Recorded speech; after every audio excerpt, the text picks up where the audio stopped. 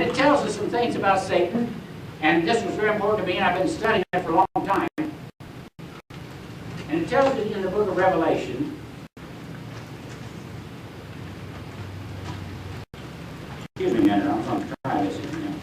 I did this last year and it seemed to work out. The angel of the church in where? Say Pergamos. Write these things, saith he, which hath a sharp sword and the 2 edges. Does that sound like a soldier?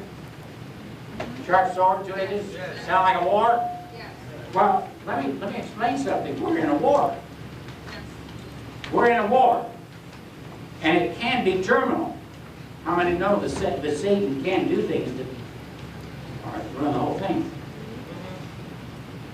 Now, I know that works, and what's this next thing? Underline.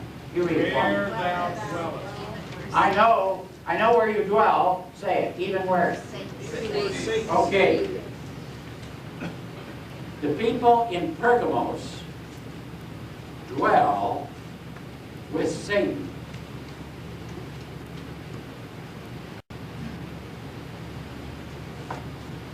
Now I know that there've been a lot of guys write books about where Satan, where hell is, and all that kind of stuff. But this is what I want to discuss with you right now. Satan's seat is Pergamos, a city in Turkey. And to the angel Thyatira, the angel of Smyrna, the angel of Philadelphia, the angel of Pergamos. 7 churches, remember? Yeah. All right. But Satan dwells in Pergamos. The Holy Ghost came upon me last week, just last week, and said, you must tell the people that Pergamos is the center of the international monetary system. And I said, that's impossible. There's no book. It doesn't tell you that in the Bible. It doesn't tell you anywhere that Pergamos is the center of the international monetary system. But the Spirit came on me. Did you hear me? Yeah. The next sentence that I'm going to make is deductive reasoning, not inductive. I'll spend a little time on this. Inductive reasoning says I go gather from this chapter, this verse, studying this, going to that book, finding Smith's book, and I'm bringing all this information together and making a conclusion from gathering information. Inductive. Deductive. Deductive reasoning says I start with the answer and divide to the facts. What happened to me supernaturally? 3 a.m. in the morning. God gave me the what? Answer without inductive. And He knew that I had to have all of the proof for you. But I couldn't find any proof, only answer. So I started to divide the answer. I was tired. Then I put on, well, I forget, but anyway, I went to bed, put my head on the pillow. Same Spirit wouldn't let me go to sleep. And the Spirit said, have you got the answer? And I said, no. He said, you're looking in the wrong place. And I said, I know that.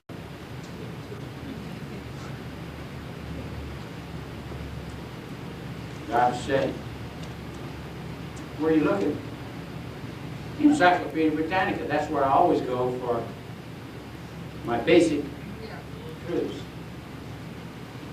They're outside the Bible. You understand that? Right. Outside. I had gone back to the Encyclopedia Britannica. I read the article all over again before I went to bed. And it didn't say anything about Pergamos in the international in monetary. I told God that. He said, you didn't look where you know the answer is. And I knew what he was talking about. Now, he didn't tell me where you know the answer is. You see, I went back to the Encyclopedia Britannica 1911 edition. the one that I inherited from my mother, and I've got the new ones. I got thousands of dollars, but the one that I got from her was 1911. What's the difference between the 1911 and the others? In 1911, the Rothschild family bought the Encyclopedia Britannica. And their revisionist editors then changed a number of articles.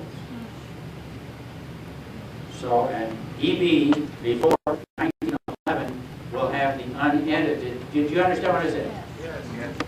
So I went back upstairs, found where we had placed others, pulled that book out, and the first thing I did, now I know why Rex Harrison did it in the movie about the woman, what's her name?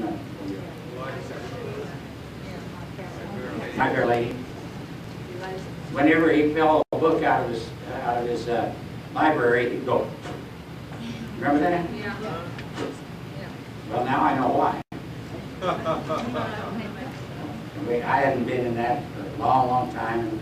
The top pages were, you know. So I did that to the book, opened to this piece, and got Pergamos. And you know, in the third sentence, it says, in the 1911 edition, I think I even quoted it. Pergamos has been striking coins since 420 BC of the last race, unless removed. Because Pergamos was the mint in the international monetary system of the world. Did you hear me? Yeah. Pergamos was the mint. You can write that down. Pergamos was the mint for the international monetary system of the world. Now I knew that the love of what? Money. Is the what? Okay. And I knew that Pergamos had to be connected with money, but I couldn't prove it until the Holy Ghost came upon me and forced me to use deductive reasoning to find the answer and bring it to you. And I'm the only one that lost sleep that night. So God is telling you something very, very important. Very important that had to be for this group in this time, this framework. Why is it important? Because I've always known that the Antichrist is going to come from Pergamos, a city in Turkey, at the sound of the fifth trumpet. You've heard me say that time and time again. Now I know and have proof. It's part of the old system that we saw from the beginning. It's the thing that takes, see how to say it in the Bible, some have even fallen from the faith. Because they've turned their faith from Jesus to the money. The money system. Now let's get this straight. Abraham was a very, very wealthy man. Many of the patriarchs were extremely wealthy. We're not talking about having wealth. We're talking about putting faith, hope, and trust in wealth. Right. Did you hear the difference? Amen. Listen, honey, you can be a zillionaire and the cancer still hurts just as bad. Are you with me on this? So don't put faith, hope, and trust in money, but use money. Spend money. You get that? I'll do that again for all the ladies. Spend money, sir.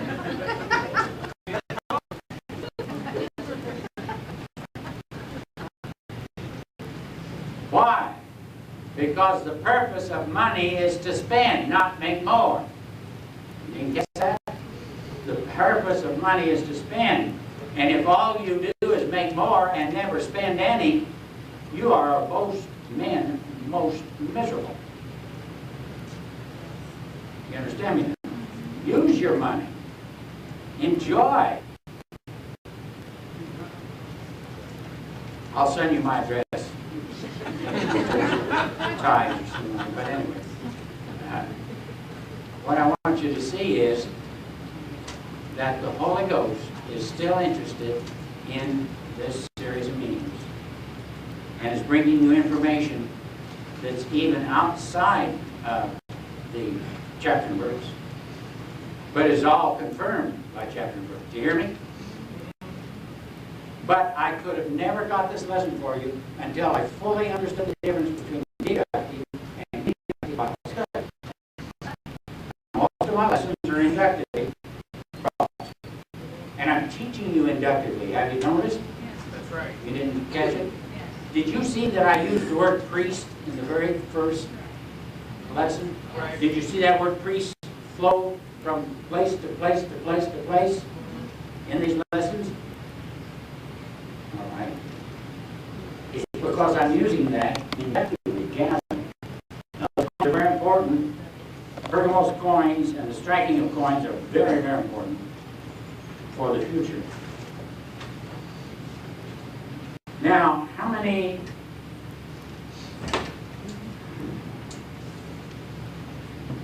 see 3 or how many see 5? 5.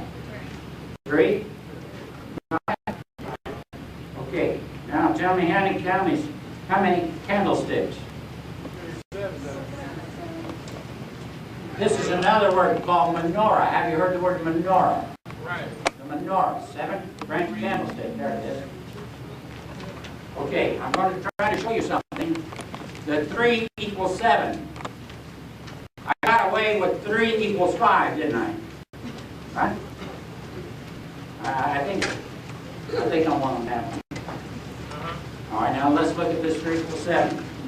Some of you have already been astute enough to know that all of these that I'm putting up on board are in your own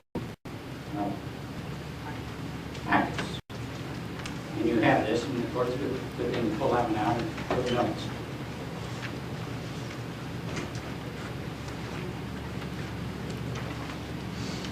We'll start by counting by ones. Just count for me. Say. 1, 2, 3, 4, 5, 7 branch candlestick. I'll tell you, I want to share with you something that's very strange. This one is called the candlestick. The whole thing is called the candlestick. This one is not a candlestick. This one is not a candlestick. That is a candlestick, the way they use the words. And all 7 are a candlestick. I'll do that again until I get the point. The center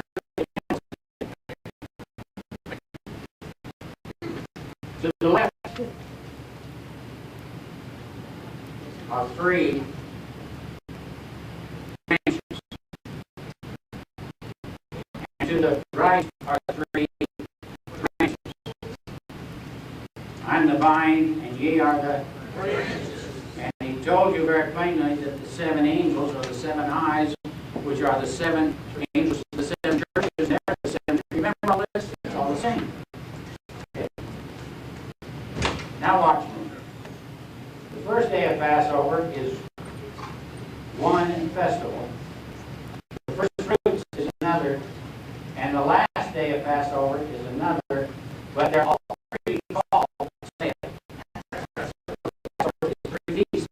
Did you understand me? The Feast of Tabernacles, you tell me how many feasts? 3. And what's one of them? Say it. You got it. Those are all 3 feasts. And so, as you look at this, watch me carefully now.